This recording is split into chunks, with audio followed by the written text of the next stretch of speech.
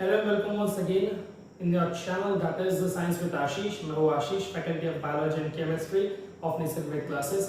Friends, last class में हम लोगों ने स्टडी कर लिया था important basic aspects of reproduction. साथ ही साथ हमने देख लिया था कि सेल क्या होती है, सेल का डिवीजन किस तरीके से होता है, गैमेट फॉर्मेशन क्या होता है, हैप्लॉइड और डिप्लॉइड सेल क्या होती है। हमने ये भी देख लिया था कि हमारे पास में रिप्रोडक्शन के दो इंपॉर्टेंट टाइप्स होते हैं, that is what asexual reproduction and sexual reproduction. And as I said in this video lecture, we will differentiate with the important point what do you mean by asexual reproduction and sexual reproduction. So let's begin. Here in asexual reproduction, first bullet point is that only one parent is involved here. एक ही parent involve है। First कीजिए कि हम किसी के घर पे गए, घर पे जाने के बाद में हम क्या जाते हैं, लेडीज लोग को काफी ज्यादा आदत होती है, किसी घर पे जाते हैं और कहते हैं कि आपके घर का ये रोज प्लांट हमें बहुत ज्यादा पसंद आया है, इसकी एक कलम यानी कि इसकी एक स्टेम हमको कट करके दे दीजिए, हम अपने घर पे लगाएंगे। हम कट करके लाते हैं और अपने घर पे जब लगाते हैं तो लगने के बाद में हम वहां पर एक नया प्लांट पाते हैं। सो एक ही प्लांट था वो रोज का, और सिंगल एक प्लांट से क्या हुआ, हमको एक नया लिविंग ऑर्गेनिज्म मिला। हाँ, हमारे घर पे मिला, लेकिन मिला तो सही। तो ये हो गया हमारे पास में असेक्सुअल रिप्रोडक्शन। दो डिफरेंट गैमेट्स की या फिर दो डिफरेंट लिविंग ऑर्गेनिज्म की रिक्वायरमेंट यहाँ पे बिल्कुल नहीं थी। So only one parent is involve. But in case of asexual reproduction, yes, two parents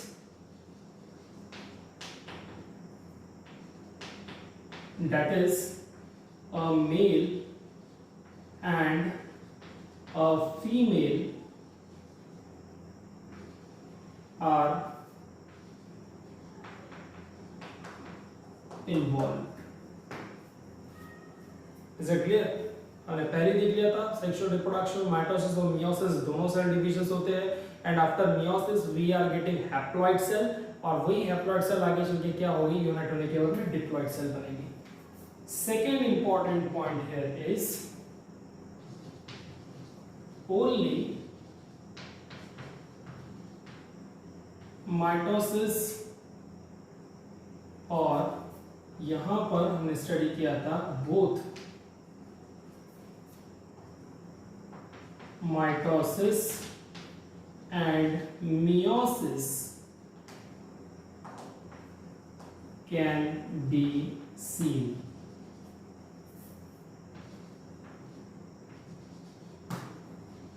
आप एग्जाम में लिखते समय थोड़ा सा इलैबोरेट करके लिखिए इस डिफरेंशिएटिंग पॉइंट को। हमने यहाँ पे देख लिया था in asexual reproduction that is in the division of somatic cell, सिर्फ और सिर्फ माइटोटिक सेल डिवीजन ही हमको मिलता है। But in case of sexual reproduction we require both mitosis and meiosis, means mitotic cell division and what, meiotic cell division. Third, अब क्योंकि meiosis होने के बाद हमको गैमेट्स मिलते हैं, तो माइटोसिस में हमको गैमेट्स मिलेंगे क्या, नहीं। हम लिखेंगे यहाँ पे no formation and hence no fusion of gametes.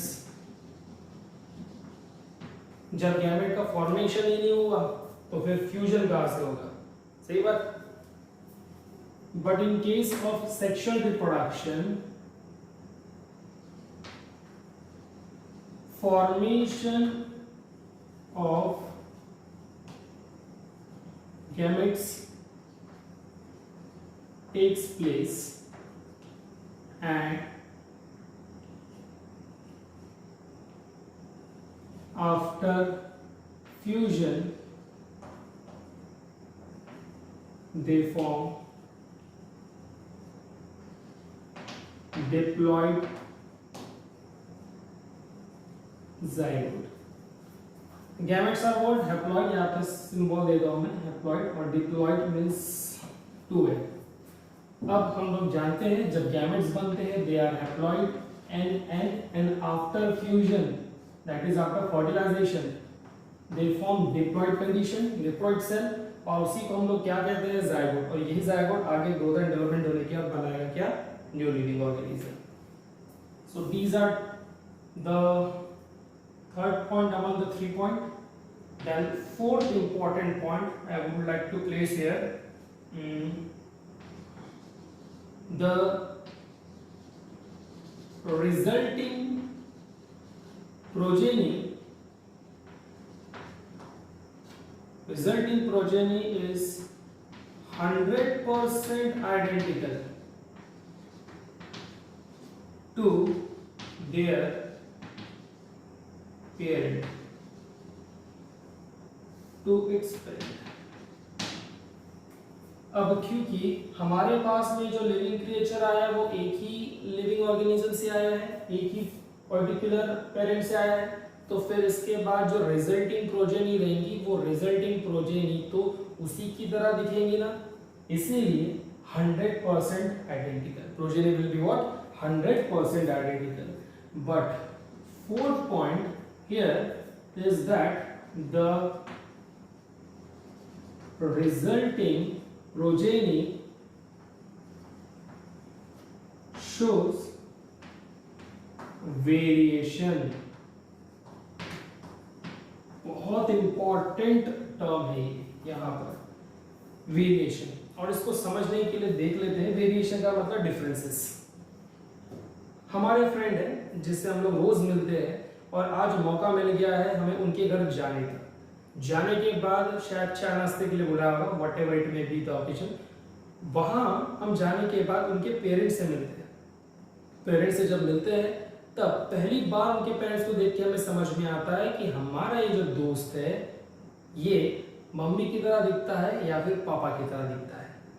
If suppose पापा हाइट में थोड़े से लॉन्ग है, मम्मी थोड़ी डॉर्फ है या फिर शॉर्ट है नॉट डॉर्फ, तो हमारा फ्रेंड अगर लंबा होगा, अगर लॉन्ग होगा, तो हम बोल सकते हैं हाँ ये हाइट वाला जो कैरेक्टर है ना ये उसके पापा पे गया है।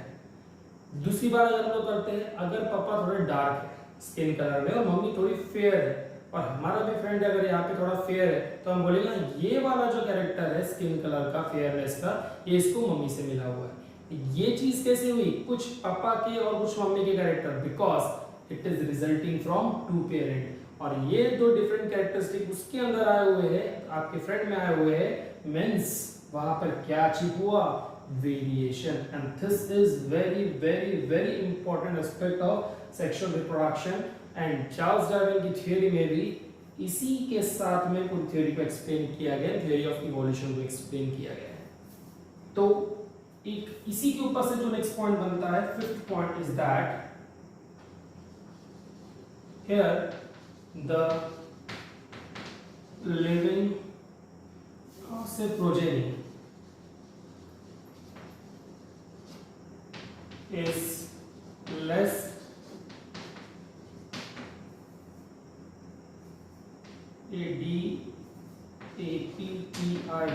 adaptive, and here progeny is more adaptive or say adaptation। थोड़ा समझा देता हूँ मैं इस टर्म को क्योंकि ये बार बार हमें रिपीट करने की रिक्वायरमेंट नहीं है। फिर एडेप्टेशन का सिंपल मीनिंग हो जाता है अभी हम लोग इस सराउंडिंग में रह रहे हैं, जहाँ पे आप रह रहे हो, जहाँ पे मैं रह रहा हूँ, लेकिन आफ्टर सम टाइम ट्रांसफर होने की वजह से या फिर हमने कहीं पे अपना घर शिफ्ट कर लिया है, तो न्यू लोकेशन में जाने के बाद शायद हमें वहाँ का सराउंडिंग अच्छा नहीं लगता, लेकिन after few months, after few years हम वहाँ के आदी हो जाते हैं, हम काफ़ी फैमिलियर हो जाते हैं उससे। इसका मतलब हमने अपने आप को वहाँ पर एडजस्ट कर लिया है। और यही एडजस्टमेंट किसी भी सराउंडिंग के साथ, किसी लिविंग ऑर्गेनिज्म का अगर लॉन्ग टर्म बेसिस पर है जिसमें मिलियंस ऑफ इयर्स लग गए, तो ऐसे एडजस्टमेंट को हम कहते हैं एडेप्टेशन। पूरी तरीके से वहां पे भूल जाना, this is called as what? Adaptation. और जिस सोसाइटी में, जिस सराउंडिंग में हम लोग रहते हैं उसे हम लोग कहते हैं habitat.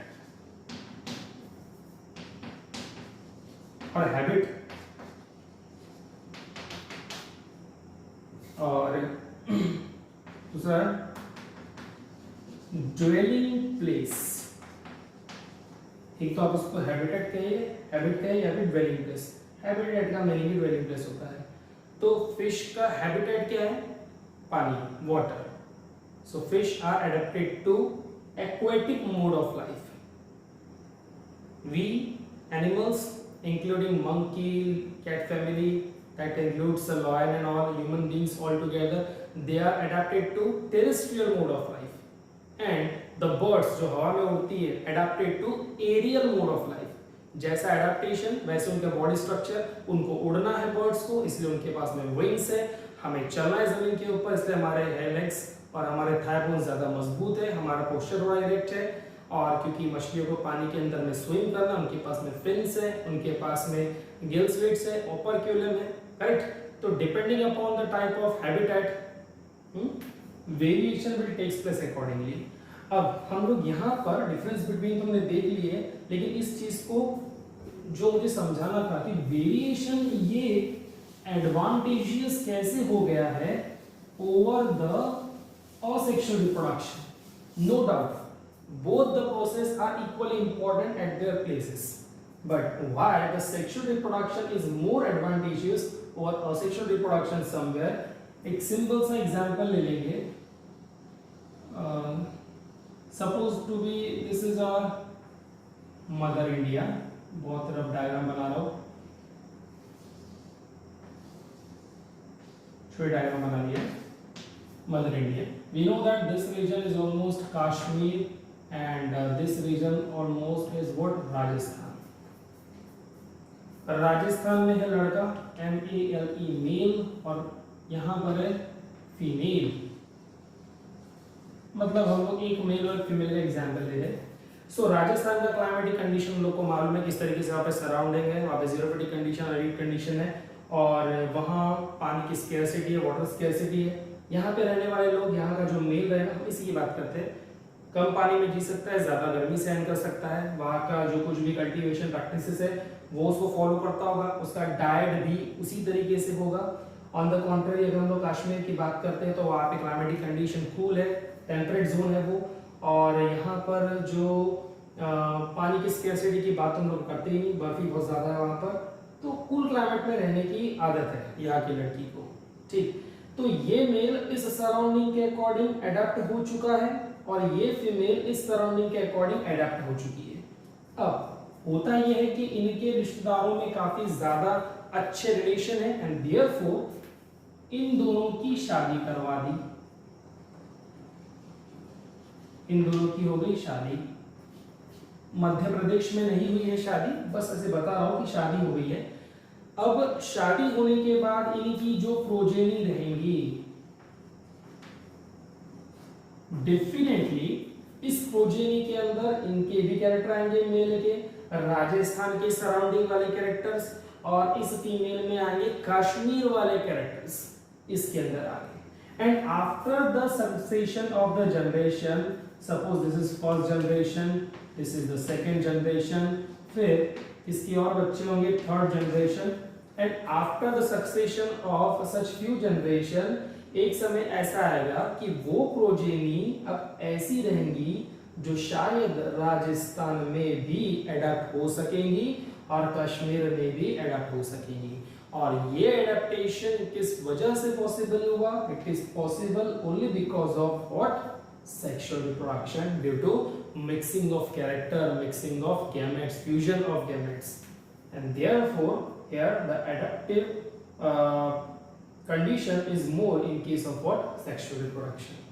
So this is one of the important condition. We will maybe repeat this activity when we will study our important unit, that is genetics and evolution, in the same textbook. Till then you have to check it on, and we will meet with the further lecture including the first chapter, startup of first chapter, that is sexual reproduction, or say reproduction in lower and higher animals. First of all we will study the plants, then we will study the animals. In that we will study in detail about the asexual reproduction and the sexual reproduction. Till then check out this. Thank you.